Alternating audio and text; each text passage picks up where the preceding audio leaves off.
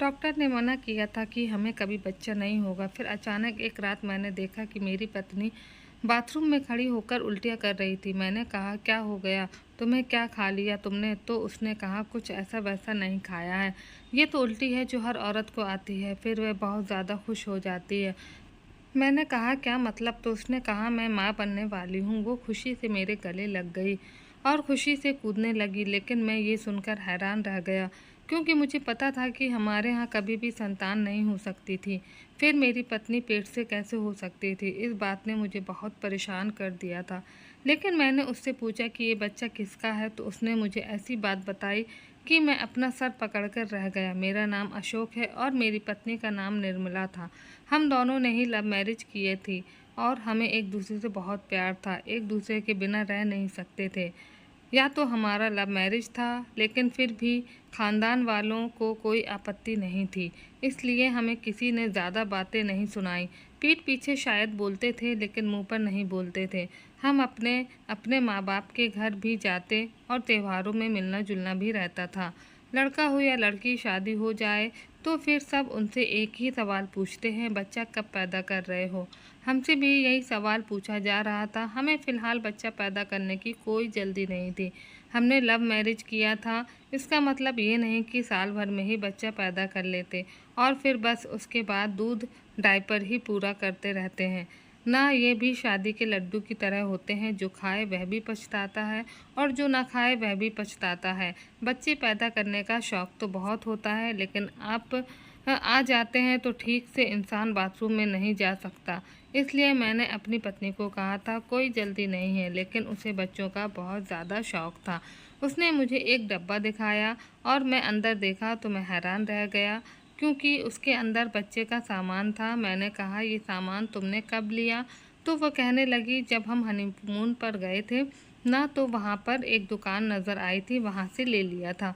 आगे इसकी ज़रूरत भी तो पड़ेगी। मैंने कहा, पहले बच्चा तो दुनिया में आने दो पगली, तुझे इतनी जल्दी किस बात की है?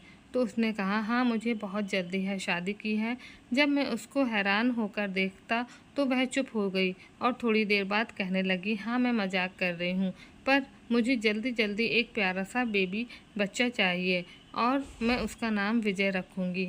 अगर लड़की हुई तो उसका नाम शांति रखूँगी। मुझे कुछ दिन तक ऐसा लगने लगा कि मैं पहले से ही किसी शादीशुदा औरत से शादी कर ली है।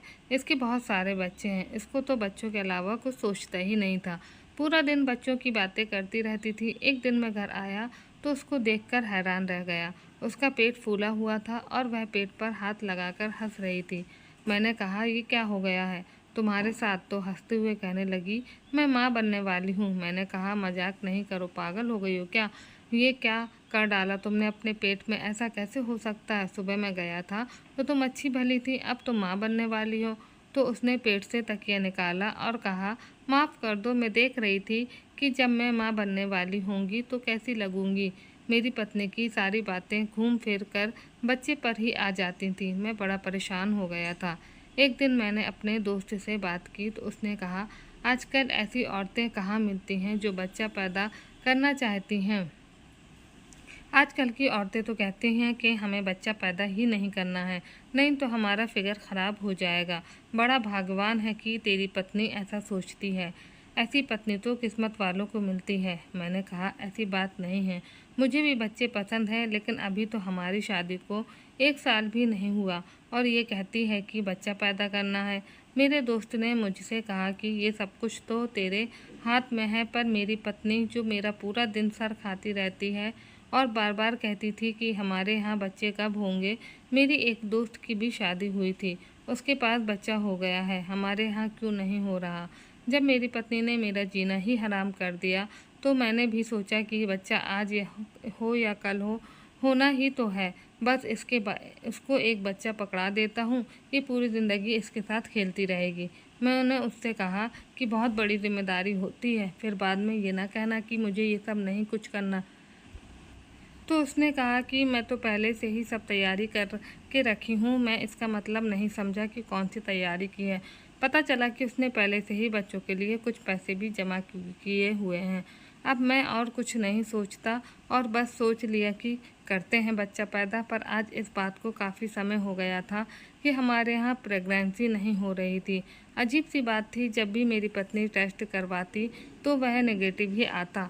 वह बहुत ज़्यादा परेशान हो जाती थी कि 1 हफ्ते तक ठीक से खाना नहीं खाती थी, बात नहीं करती थी, बोलती नहीं थी। 1 साल तक हम लोग कोशिश करते रहे, तो फिर डॉक्टर के पास जाने के बारे में सोचा। वैसे भी कहते हैं कि जब तक 1 साल पूरा ना हो गुजर जाए तो डॉक्टर के पास जाने की ज़रूरत नहीं होती, क्योंकि 1 साल का वक्त तो जायज़ होता है। डॉक्टर के पास गए और कुछ टेस्ट वगैरह कराए। ये डॉक्टर लेडी डॉक्टर थी। उसने कहा कि मुझे आप लोगों का केस थोड़ा गड़बड़ लग रहा है।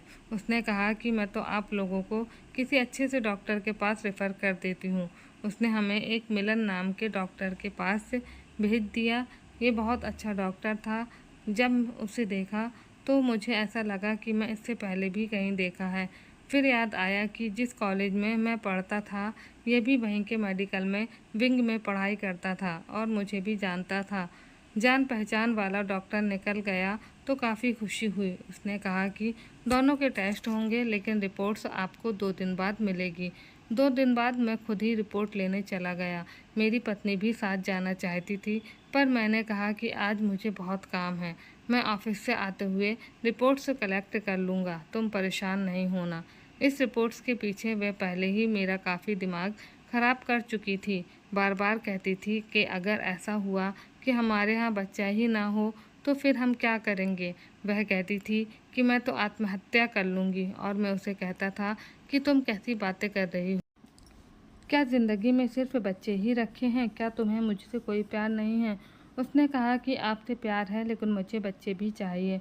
जब मैं हॉस्पिटल जा रहा था तो यही सोच रहा था कि जब सब कुछ ठीक हो नहीं था तो मेरी पत्नी डिप्रेशन में चली जाएगी, यानी कि अगर सब कुछ ठीक नहीं होगा तो मेरी पत्नी है वो डिप्रेशन में चली जाएगी। और वही हुआ कि जिसका डर था। डॉक्टर ने कहा कि मेरी पत्नी कभी माँ नहीं बन सकती है। मुझे बहुत बुरा लगा। ऐसा क्यों होता है कि अगर कोई इंसान किसी चीज़ से बहुत ज़्यादा प्रार्थना करता है तो उसे वही चीज़ नहीं मिलती, और भगवान उसे इस बात को लेकर परीक्षा में डाल देता है। पर यह भी सच है कि ऐसी परीक्षा पूरी कर लेने वालों के साथ फिर बहुत अच्छा होता है, लेकिन ये परीक्षा बड़ी मुश्किल होती है। शायद हम लोग भी उन लोगों में थे जिनसे भगवान ने परीक्षा के लिए चुन लिया था, और ये हमारे लिए बहुत मुश्किल था। मुझे बच्चों का इतना ज़्यादा चाह नहीं थी, लेकिन मेरी पत्नी तो जैसे पैदा ही माँ बनने के लिए हुई थी। जब मैं उसे ये खबर सुनाई तो वह बेहोश हो गई। मैं उसे इसी डॉक्टर के पास ले गया। डॉक्टर ने कहा कि मेरे पास आप लोगों को देने के लिए कोई तसल्ली भी नहीं है। आप लोग चाहे IVF करवा लो या चाहे कुछ भी करवा लो, आप लोगों के यहाँ संतान पैदा नहीं होगी। आप लोग बच्चा अडॉप्ट कर लें और जल्द ही कर लें, तुम्हारा ही ठीक होगा। वह कहती थी कि मुझे अपना बच्चा पैदा करना है। डॉक्टर ने कहा कि IVF करना है तो करवा लें, इसमें बहुत खर्चा हो जाएगा और वह सफल नहीं होगा। ये मैं आपको पहले ही बताता हूँ। डॉक्टर ने हमें कहा कि मैं डॉक्टर हूँ, मुझे ज़्यादा पता है। आप लोग अपना समय और पैसा दोनों बर्बाद कर देंगे, लेकिन परिणाम यही रहेगा। इसलिए आप लोगों को पहले अच्छा सुझाव दे रहा हूँ। मेरी पत्नी 2 दिन तक बीमार रही, ठीक से खाना नहीं खाती थी। फिर मैं अपनी कसम देकर उसे खाना खिलाता। उसने कहा कि किसी और डॉक्टर से इलाज करवा दें, तो मैंने उसे एक बात समझाई कि हमारे पास इतने पैसे नहीं हैं कि हम डॉक्टर से इलाज करवाएं, और इस सब का इलाज बहुत महंगा होता है, बहुत पैसे लगते हैं। 80,000 तक के टेस्ट होते हैं, कौन पूरे करेगा। और रही बात IVF से बच्चे पैदा करने की, वह तो लाखों का खर्चा है। तुम्हें क्या लगता है हम अमीर हैं? हमारे पास कुछ नहीं है और हम अकेले, हमारे माता पिता हमारे साथ अच्छे से पेश आते हैं तो यही उनकी कृपा है। इससे ज़्यादा हम उनसे कुछ भी नहीं ले सकते, और उनके पास भी क्या है। मैंने अपनी पत्नी को किसी तरह समझा तो दिया, लेकिन वह इसी तरह कुछ न कुछ कहती रहती थी। कभी किसी बाबा के पास चली जाती, कभी किसी हकीम के पास चली जाती, कुछ न कुछ इलाज करवाती रहती थी। अब तो उसे बुरे सपने भी आने लगे थे। वह कपड़े जो उसने हमारे बच्चों के लिए बनवाए थे खराब हो गए। समय इसी तरह गुजरता गया और हमें पता ही नहीं चला कि कब 7 साल गुजर गए। इन 7 सालों में हम लोगों ने हमारे अपनों की बहुत सी बातें सुनी थी। मेरी पत्नी के घर वाले कहते हैं कि तेरे पति में ही कोई दिक्कत है और मेरे घर वाले कहते हैं कि ये लड़की बांझ है, तो तूने इससे शादी क्यों की? तुमने सबको नाराज़ किया और फिर तुझे क्या मिला? एक बांझ औरत लोग मुझे कहते थे कि इसको छोड़ दे और किसी और से शादी कर ले, लेकिन मैंने कभी ऐसा कुछ सोचा भी नहीं था। एक दिन मेरी पत्नी ने मुझसे कहा कि मुझे आपके प्यार पर पूरा यकीन हो गया है। मैं आपसे शादी की थी लेकिन मुझे बच्चों की बहुत इच्छा थी, पर आपको शायद सिर्फ मुझसे ही प्यार था। ये सब कुछ होने के बाद भी आपका प्यार थोड़ा सा भी कम नहीं हुआ और आप मुझे अब भी उसी तरह चाहते हैं, मेरी परवाह करते हैं और आज तक आपने ये नहीं कहा कि तुम्हारी वजह से मुझे संतान नहीं हो रही है। मैं इस बात पर बहुत खुश हूँ और मैंने उसे कहा कि मैं तुमसे प्यार किया है, कोई मजाक नहीं किया। बहुत अच्छी लगती हो तुम। मैं तो तुम्हारे बिना रहने के बारे में सोच भी नहीं सकता। तुम्हें कभी भी नहीं छोड़ूंगा, हमेशा तुम्हारा ख्याल रखूंगा। मैं अपनी पत्नी का बहुत ज़्यादा ख्याल भी रखता था। कभी कभी उसके पाँव की मालिश भी करता, क्योंकि वह बहुत ज़्यादा दवाइयाँ खाती थी तो फिर उस पर रिएक्शन हो जाता था। मैं उसे मना करता था कि ये सब नहीं कर, पर वह कहती थी कि हाथ पर हाथ रखकर तो नहीं बैठ सकते। अब हमारा घर जिसमें हम रहते थे उसका किराया बहुत बढ़ गया था, इसलिए हमने सोचा कि घर को बदलते हैं, लेकिन हमारे पास सामान बहुत ज़्यादा था, इसलिए हमने सामान पैक करने के शुरू कर दिया था। मैंने अपनी पत्नी को कुछ डब्बे ला कर दिए और कहा कि थोड़ा थोड़ा सामान बांध लो, और मैं दूसरा घर देखने लगा। वैसे ही इस कॉलोनी में हम लोग मशहूर हो गए थे। सबको पता था कि हमारी संतान नहीं है। मेरी पत्नी को कोई लोग गोद राई की रस्म में नहीं बुलाते थे, अपने बच्चों को उससे दूर रखते थे, बच्चे उसे उठाने नहीं देते थे। मैं तो उससे कहता था कि बच्चा गोद ले लेते हैं, इस बात पर भी वह कहती थी कि नहीं, मुझे अपना बच्चा चाहिए। मैं भगवान से प्रार्थना किया करता था, भगवान मेरी प्रार्थना ज़रूर सुनेगा, मुझे बच्चा होगा, मुझसे ही होगा और वह हमारा अपना बच्चा होगा। कभी कभी उसे देखकर मुझे बहुत बुरा लगता था, पर मैं क्या कर सकता था। घर इसलिए बदला था कि मेरी पत्नी को ज़्यादा लोगों की बात ना सुननी पड़े। जिस जगह हम रहने के लिए गए ये कोई मोहल्ला नहीं था, बल्कि एक बिल्डिंग थी और यहाँ पर सब फ्लैट सिस्टम जैसा था। हमारे सामने वाले फ्लैट में एक लड़का रहता था। एक दिन ऑफिस से घर आया तो वह मेरी पत्नी से बात कर रहा था। मैंने भी उसे हेलो नमस्कार कर लिया। उसने कहा कि उसका नाम जिग्नेश है और वह यहाँ पर अकेला रहता है, उसके घर में कुछ ख़त्म हो गया था तो वह लेने के लिए आया था। जब मैं अंदर आया तो मैं अपनी पत्नी से कहा कि और क्या कर रहा है, यानी कि और क्या कह रहा था वो, तो उसने कहा कि कुछ नहीं कह रहा था, अच्छा लड़का है। मैंने कहा कि अच्छा तो है, लेकिन अकेला लड़का है इसलिए इससे ज़रा बच के रहना। तो मेरी पत्नी मुझे हैरान होकर देखने लगी। उसने कहा कि क्या हो गया आपको, मेरे छोटे भाइयों जैसा है। और मैंने कहा कि तुम तो उसे छोटा भाई समझती हो, लेकिन वो तुम्हें बड़ी दीदी नहीं समझता होगा। तुम बहुत सुंदर हो इसलिए कह रहा हूँ। मेरी पत्नी ने इस बात के बारे में ज़्यादा कुछ नहीं किया। अब हम यहीं पर रहने लगे। रिश्तेदारों का आना जाना कम हो गया था, लेकिन मेरी पत्नी अभी बीमार रहती थी, उसकी तबीयत ख़राब रहती थी। उसने दवाइयाँ खा खा कर अपनी तबीयत ख़राब कर ली थी, बहुत रोती थी। 7 साल गुजर गए थे। लोग मुझे बहुत सिंपैथी देते थे, कहते थे कि तुम ही हो जो इस औरत के साथ गुजारा कर रहे हो, नहीं तो क्या फ़ायदा है। और कुछ लोग तो ये बात मेरी पत्नी के सामने भी कर देते थे। वह कहते थे कि घर को संभालना भला कोई काम है, घर को संभालने के लिए, खाना पकाने के लिए तो नौकरानी मिल जाती हैं, एक काम वाली बाई रखो तो सारे काम हो जाते हैं, लेकिन जो पत्नी का काम है वह तो ये औरत कभी नहीं कर सकती है।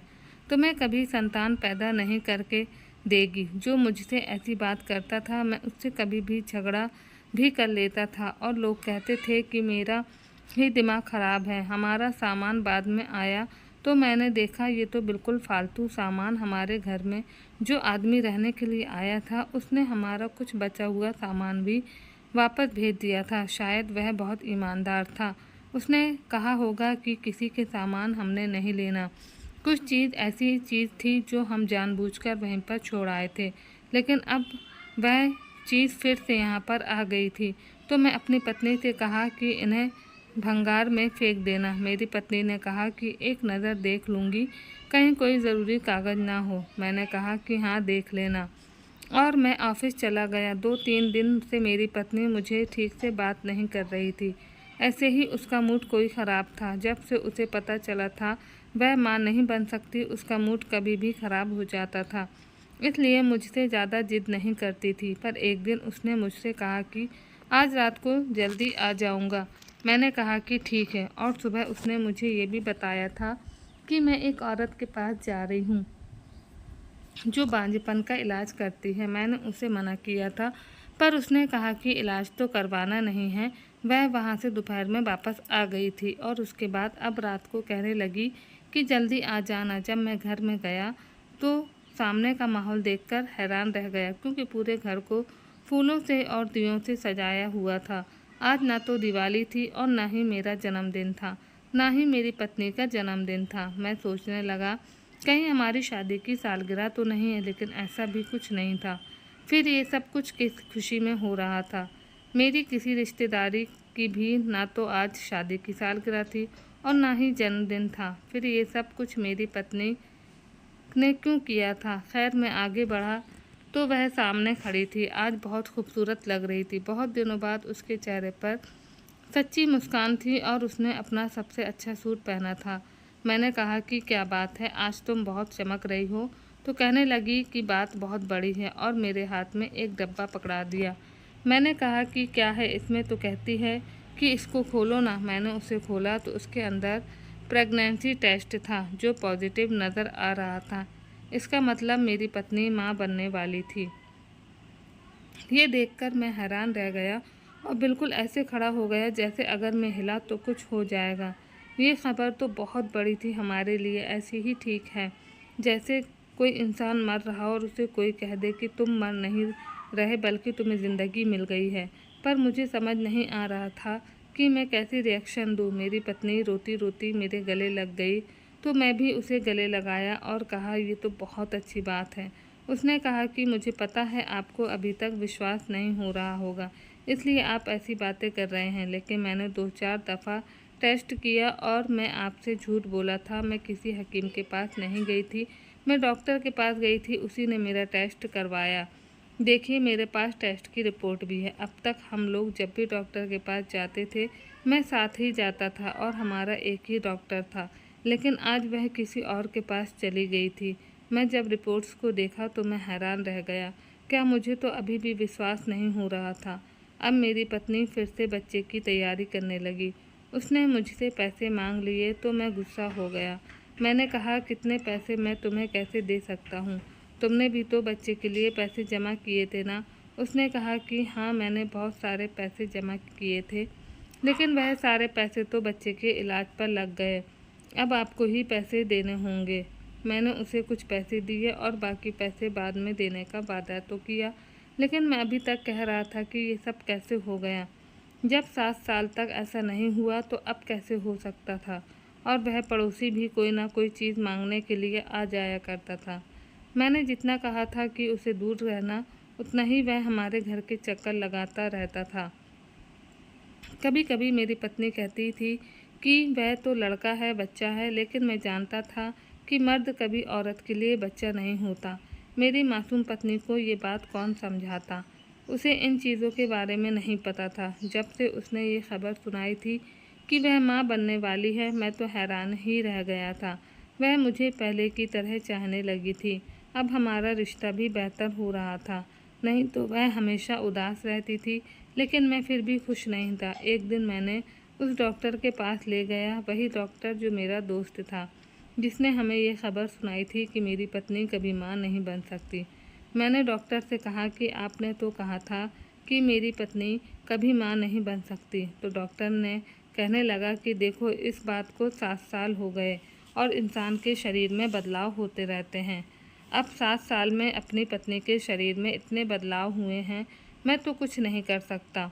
और आपको तो खुश होना चाहिए कि भगवान ने आप पर कृपा कर ली है। मैंने उस डॉक्टर को अजीब सी नज़र से देखा था और अपनी पत्नी को कहा कि तुम जाकर ब्लड टेस्ट करवा लो, तुम्हारा चेहरा मुझे काफ़ी पीला सा लग रहा है। उसने कहा कि हाँ। वह वहाँ से चली गई तो मैं इस डॉक्टर को गला पकड़कर मैंने कहा कि झूठ बोलते हो मुझे, तुमने तो कहा था कि मैं कभी भी बाप नहीं बन सकता, फिर मेरी पत्नी माँ कैसे बन गई? उसने कहा कि देखो, वह तो तुम पति पत्नी का आपसी मामला है, मैं कुछ नहीं बोल सकता, लेकिन मैं तुम्हारी पत्नी के सामने झूठ तो नहीं बोला था ना, वह सचमुच माँ बनने वाली है। मैंने कहा कि तुमने अच्छी तरह से चेक कर लिया है? तो उसने कहा वह माँ बनने वाली है। मैंने कहा कि फिर मेरा दोबारा से चेकअप करो कि ये सब कुछ कैसे हो गया। दरअसल बात ऐसी थी कि मैं कभी भी बाप नहीं बन सकता था। जब 7 साल पहले इस डॉक्टर ने हमारे टेस्ट किए थे और कहा था कि मेरी पत्नी बिल्कुल ठीक है, लेकिन मैं कभी बाप नहीं बन सकता था और किसी भी औरत को संतान का सुख नहीं दे सकता था। उस वक्त मैं घबरा गया था और मुझे डर था कि अगर ये बात समझ में आ गई कि मैं एक नामर्द हूँ तो फिर मेरे साथ क्या होता। मुझे डॉक्टर ने कहा था कि तुम तो बिल्कुल ठीक हो, लेकिन तुम्हारे यहाँ कभी भी औलाद नहीं होगी और तुम्हारी पत्नी में कोई कमी नहीं है। मैंने कहा था कि तुम रिपोर्ट्स बदल दो, रिपोर्ट्स ऐसी बना दो कि सब ये समझेंगे कि मेरी पत्नी में कमी है। मैं इस काम के लिए उसे पैसे दिए थे। मैंने उसको पूरे 3 लाख रुपए दिए थे जो मैंने कर्ज पर उठाए थे, और वह कर्ज बाद में उतारा था, इसलिए ऐसा किया था। और इसमें ये भी कहा था कि मैं कभी भी बाप नहीं बन सकता। फिर ये सब क्या था? क्या मेरी पत्नी मुझे धोखा दे रही थी? क्या वह किसी और के साथ थी? क्योंकि अगर वह मेरे साथ थी तो फिर ये बच्चा तो फिर मेरा नहीं था। लेकिन मैंने उसे कहा कि फिर से मेरे टेस्ट करो, हो सकता है इतने सालों में मैं ठीक हो गया हूँ। उसने फिर से मेरे टेस्ट कर लिया और अगले दिन जब मैं रिपोर्ट्स लेने गया तो उसने कहा कि तुम्हारे साथ तो अभी भी वही मामला है, बल्कि पहले से भी ज़्यादा ख़राब हो गया है। तुम कभी बाप नहीं बन सकते। मुझे यकीन हो गया था कि मेरी पत्नी मुझे धोखा दे रही है और मुझसे झूठ बोल रही थी। इसका मतलब कि वह किसी और के साथ थी, और ऐसा नहीं था कि उसके साथ सिर्फ घूमती फिरती थी। ये सब कैसे हुआ था ये तो कोई भी समझ नहीं सकता था। मैं तो बहुत ज़्यादा परेशान हो गया था। मैं कैसे ये बात सहन कर सकता था कि पत्नी किसी और मर्द के साथ वक्त गुजार सकती थी और उसके बच्चे को भी इस दुनिया में लाने वाली थी। बार बार मुझसे पैसे मांगती, मुझसे खर्च करवाती रहती कि तुम्हारा बच्चा है, और मैं जानता था कि वह झूठ बोल रही है। लेकिन अगर मैं उसे ये बात करता तो फिर मुझे भी बताना पड़ता कि इतने साल तक मैं उसे झूठ बोलता रहा। मैं उसके सामने शर्मिंदा नहीं होना चाहता था, लेकिन ये बात भी मुझे अंदर ही अंदर मार रही थी कि उसने किसी और के साथ संबंध बनाकर इस बच्चे को पैदा किया था। अब हर वक्त इसी बच्चे की बातें करती रहती थी। डॉक्टर ने कहा था कि उसका दूसरा महीना चल रहा है, अभी उसका पेट तो बिल्कुल भी नज़र नहीं आ रहा था। डॉक्टर ने कहा था कि पेट तो कम से कम 6 महीने में नज़र आएगा, क्योंकि तुम्हारी पत्नी बहुत कमज़ोर है, दुबली पतली है। लेकिन तब तक मैं क्या करता, ये सब कैसे बर्दाश्त करता। एक दिन मुझे गुस्सा आ गया और मैंने कहा कि बस कर दो ये बातें करना, मैं तुम्हारे बच्चे का बाप नहीं बनने वाला हूँ, ये मेरा बच्चा नहीं है। उसने कहा कि क्या मतलब आपका बच्चा नहीं है? क्या कह रहे हैं आप? 7 साल के बाद भगवान ने हम पर कृपा की है और आप ऐसी बातें कर रहे हैं। आपने बात क्यों की, बताइए मुझे, आपने ऐसा क्यों कहा? तो मैं घबरा गया। मैंने कहा कि ऐसे ही मेरे मुंह से निकल गया। वो मुझे रोज़ मंदिर ले जाती थी, वहाँ जाकर चढ़ावे चढ़ाती थी, क्योंकि उसने बहुत से मंदिरों में प्रार्थना की थी और कहा था कि अगर मेरी मनोकामना पूरी होगी तो मैं देसी घी के लड्डू चढ़ाऊँगी, मैं देसी घी की मिठाई चढ़ाऊँ। और इस तरह के उसने ना जाने कहाँ पर ये बात की हुई थी, जिसकी वजह से बहुत ज़्यादा खर्चा हो रहा था। मैं हर वक्त खिंचा खिंचा रहता था, गुस्से में रहता था, क्योंकि मुझे पता था कि ये बच्चा मेरा नहीं है। मुझे जो भी फैसला करना था जल्दी करना था। मुझे मेरी पत्नी को ये बता देना था कि तुम झूठ बोल रही हो, और पहले मैं 7 साल तक तुम्हें बेवकूफ़ बनाया, लेकिन अब तू मुझे बेवकूफ़ नहीं बना सकती, क्योंकि ये बात बहुत बड़ी है। मुझे शक था कि जब से हम लोग इस घर में आए हैं तब से मेरी पत्नी माँ बनने वाली है। इसका मतलब तो ये बच्चा सामने वाले पड़ोसी का था, और वह जवान था, खूबसूरत था, मेरी पत्नी के पास आता जाता भी था। मैं तो जब भी उसको आता तो बाहर ही खड़ा होता था, लेकिन क्या पता दोनों अंदर कमरे में भी बैठ जाते हों। एक रात मेरा सिर घूम गया और मैं अपनी पत्नी से कहा कि मेरी बात गौर से सुनो, ये बच्चा मेरा नहीं है, इसलिए मेरे साथ ये नाटक नहीं करो। इस बात पर वह ऐसे हैरान हुई कि जैसे ये मेरा ही बच्चा हो। उसने कहा कि आपका बच्चा है, मैं ठीक हो गई हूँ। आपने डॉक्टर की बात नहीं मानी, सुनी, मुझ पर भगवान की कृपा हो गई है। मेरा बच्चा है। मैंने गुस्से में चिल्लाकर कह दिया कि तुम बांझ नहीं थी, मैं बांझ हूँ। ये बच्चा मेरा नहीं है, क्योंकि मैं कभी बाप बन सकता नहीं हूँ। जैसे ही मैंने ये बात की, मेरी पत्नी पहले बहुत ज़्यादा हैरान नज़र आई और फिर आंखों में आंसू ले हंसने लगी और तालियां बजाने लगी। मैं उसे हैरान कर देख रहा था। उसने कहा कि यही मुझे तुम्हारे मुंह से उगलवाना था, क्योंकि तुम कभी बाप नहीं बन सकते थे और तुमने 7 साल तक मुझे धोखा दिया। मैं उल्टी सीधी दवाइयाँ खाती रही, रातों को उठकर रोती रही, बच्चे के लिए तड़पती रही, परेशान रही, अपनी तबीयत ख़राब कर ली, अपनी शक्ल ख़राब कर ली, सेहत ख़राब कर ली। मेरे पास और कोई उम्मीद नहीं थी। सभी लोग मुझे बातें सुनाते थे। पूरे समाज के सामने तुमने मुझे जलील करवाया। तुम्हारे माँ बाप ने मुझे ताने दिए। मेरे अपने माँ बाप ने भी मुझे ताने देने शुरू कर दिए। 7 साल तक मैंने एक सज़ा काटी, सिर्फ इसलिए कि तुम बाप नहीं बन सकते थे और तुम्हें ये बात बताते हुए शर्म आ रही थी। मैं तुमसे प्यार किया था। अगर तुम्हें मुझ पर थोड़ा सा भरोसा होता तो मुझे ये बात बता देते। भगवान कसम, मैं तुम्हारा साथ कभी नहीं छोड़ती। मैं तब भी इल्ज़ाम अपने ऊपर ले लेती, लेकिन कम से कम तब मुझे इतनी तकलीफ़ नहीं होती जितनी अब हुई है। मैंने कहा कि तकलीफ़ हुई है तो जाकर किसी और के साथ चक्कर चला लिया है, किसी और के साथ सोकर आई हो, उसका बच्चा पैदा कर रही हो। तो उसने कहा कि हाँ बोलो, ये सब कुछ बोलो। तुम ये सब कुछ बोलोगे तो तुम्हें छोड़ देने में मुझे आसानी हो जाएगी, क्योंकि मैं माँ नहीं बनने वाली हूँ। ये सुनकर मैं हैरान रह गया और मैंने कहा कि लेकिन डॉक्टर, तो उसने कहा कि जब वो डॉक्टर तुम्हारे आगे 3 लाख में बिक सकता है तो फिर मैं भी उसे 5 लाख में ख़रीद सकती हूँ। जब हम लोगों ने ये घर बदला तो मुझे कूड़े में से तुम्हारी रिपोर्ट्स मिली थी, जिसमें ये साफ लिखा था कि तुम कभी बाप नहीं बन सकते।